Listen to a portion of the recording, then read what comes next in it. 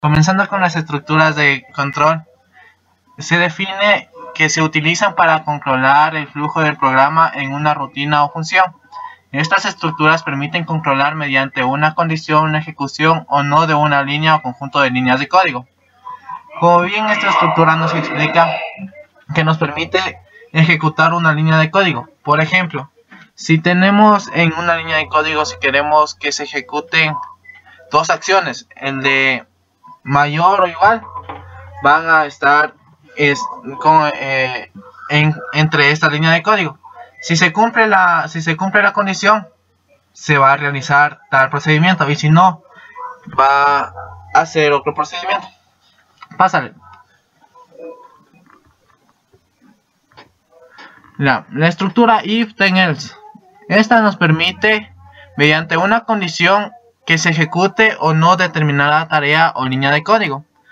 Por ejemplo, aquí tenemos una sintaxis, la que es if, la condición, then una sentencia o grupo de sentencias, y else, que es la sentencia o grupo de sentencias para terminar en if. En esta estructura de condición tenemos en claro que vamos a hacer una estructura que comience con if, la cual va a ser, por ejemplo, si n1 es mayor a n2, hacer lo siguiente, publicar los resultados de tal operación. Caso contrario, decir esto es negado y poner al final en if. Siguiente, pasen. Ya, en las estructuras de repetición son bucles, los cuales permiten ejecutar una o más líneas de código repetidamente. Las estructuras de repetición que aceptan Visual Basic son... Pásale.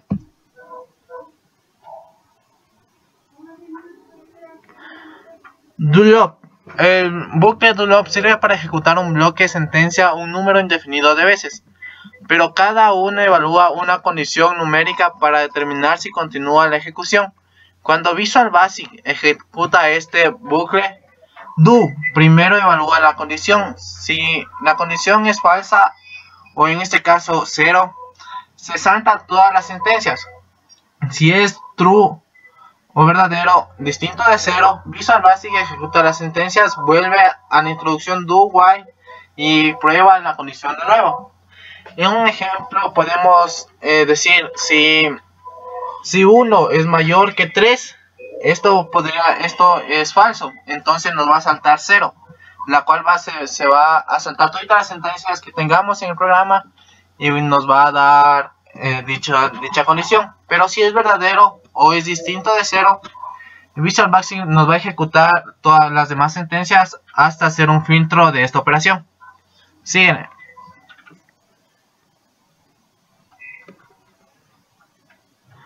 Tenemos también el bucle que es for next. Cuando se sabe que se va a ejecutar las sentencias un número determinado de veces, es mejor elegir el bucle for next a diferencia del bucle do. El bucle for utiliza una variable llamada contador que incrementa o reduce su valor en cada repetición del bucle. La estructura for next permite controlar la cantidad de veces que las instrucciones se ejecutan dentro del bucle. Esta estructura está formada por un valor de inicio, un valor final y un valor de incremento. Es más aconsejable utilizar el for next para lo siguiente. Por ejemplo, si queremos que un acto se desenvuelva un número determinado de veces, entonces es mejor utilizar el for next que el do loop, ya que el do loop es indefinido y el for next es un número determinado. A continuación, mi compañero. Bueno, buenas noches. Yo les voy a explicar un poco de lo que es las estructuras de decisión en Visual Basic con lenguaje C#.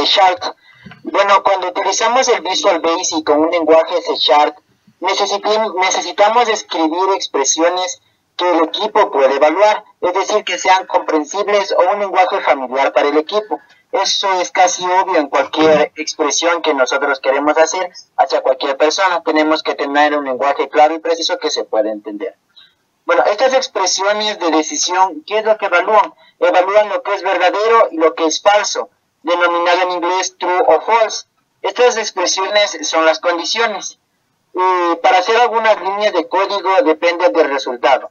Estas estructuras es muy parecida a la estructura que se utiliza en C o en C++, es la que se utiliza en lo que es C#. Bueno, las estructuras de decisión, el programa evalúa lo que son las expresiones. Cuando estas expresiones resultan verdaderas, se ejecuta la instrucción o el bloque de la instrucción número 1. Pero si esta expresión llega a ser falsa, la instrucción o el bloque número 2 es la que se ejecuta. Es decir, que le pone un alto o le pone un pare a la instrucción dependiendo si es verdadero o si es falso. La instrucción número 2 puede ser opcional. Esta solo viene cuando hay más de 2 o 3 instrucciones, ya que se puede poner solo una. Ya más adelante vamos a ver cómo. El if se puede poner de 3 diferentes maneras, y el if es una de las estructuras de decisión que nosotros podemos poner.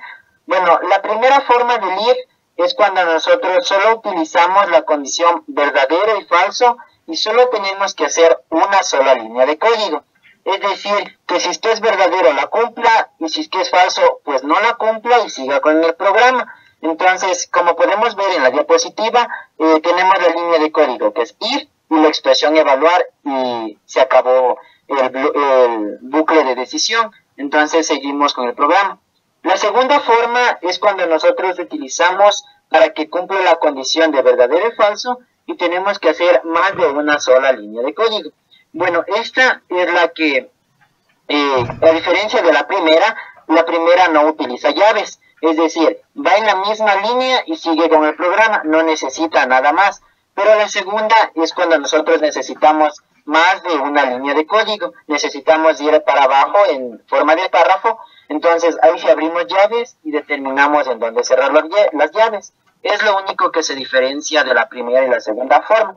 Vuelta a la tercera forma es cuando nosotros utilizamos para que cumpla una condición. Y si es que llegue a ser falso, que nos cumpla otra condición diferente.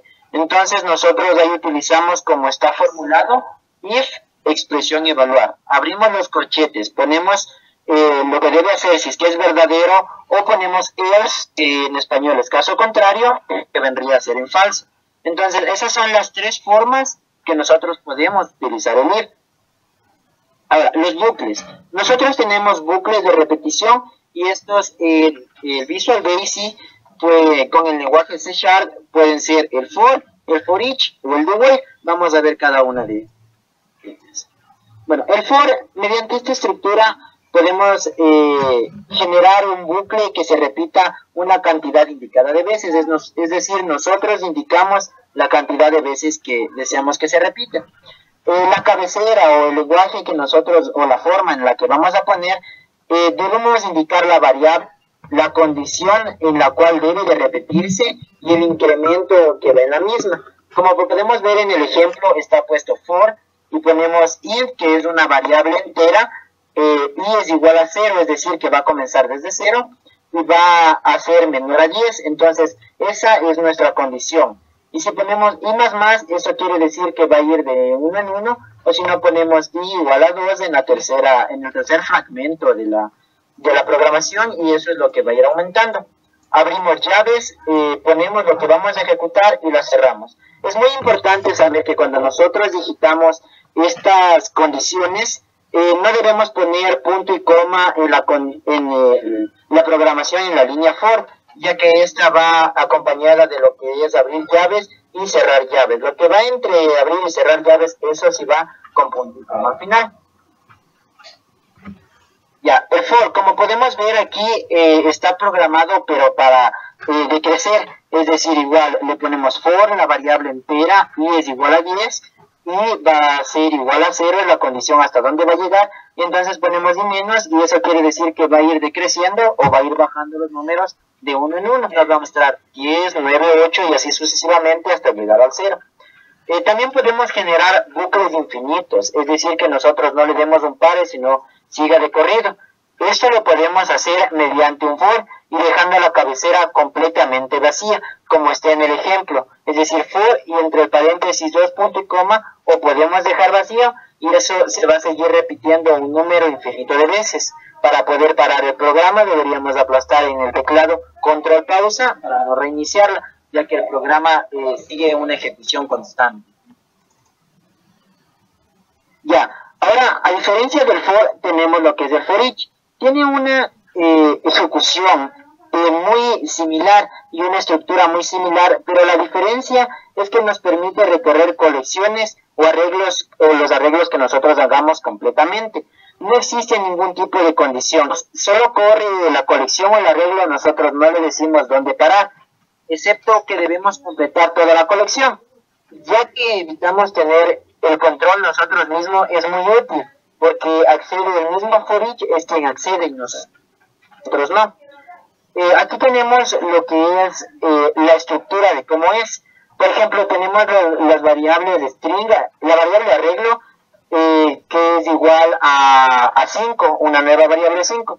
Entonces, the for each string es un arreglo, es decir, el arreglo de lo que está en la variable ejecuta siempre y cuando repita todo lo que está en el arreglo. De esta manera, cada vuelta la variable cast tomará el valor que tenga ese elemento de condición, es decir, del arreglo, comenzando por el primero y llegando hasta el último. Nosotros no le damos el pare, sino automáticamente que recorre la colección. Bueno, esas son las estructuras que nosotros podemos dar a conocer y que nos ha tocado. Como podemos ver, el lenguaje de C# en Visual Basic en Visual Studio, perdón, es muy similar al más, entonces no hay mucha diferencia. A continuación se presentará un ejemplo de cómo nosotros podemos utilizar el if. Bueno, en lo que vamos a utilizar el if, vamos a utilizar lo que es elegir el número mayor. Por ejemplo, en este programa que hemos desarrollado tenemos tres botones, el que dice mayor, limpiar y cerrar. Los dos números que están hechos con level text y los cajoncitos. Dame pasando por favor, Reopo. Ya. En ya ejecutamos el programa, que dice número 1 es igual a 5, número 2 es igual a 9. ¿Cuál es el número mayor? Es 9.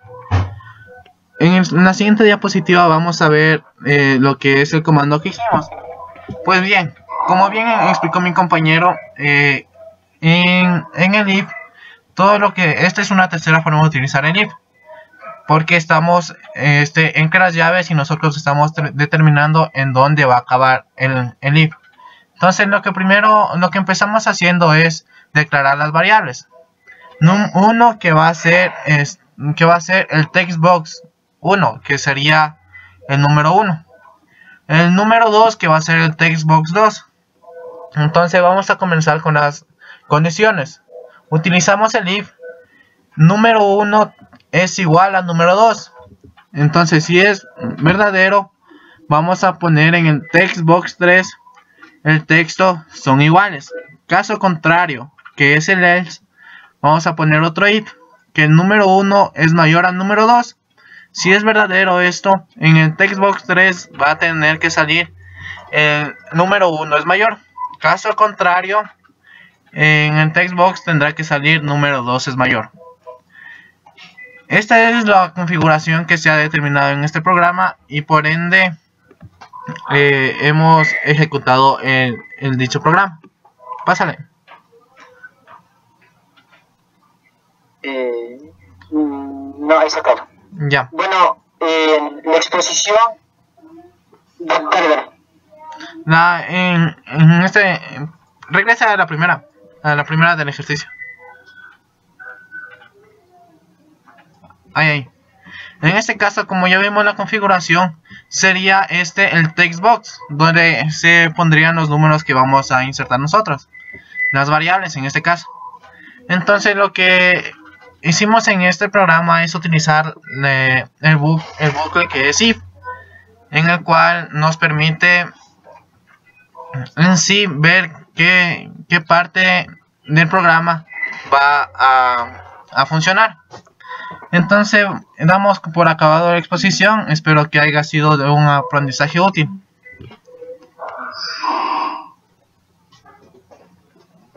Ya, mijín, apágale nomás. ¿Sabes cuánto tiempo tenemos? 2 minutos.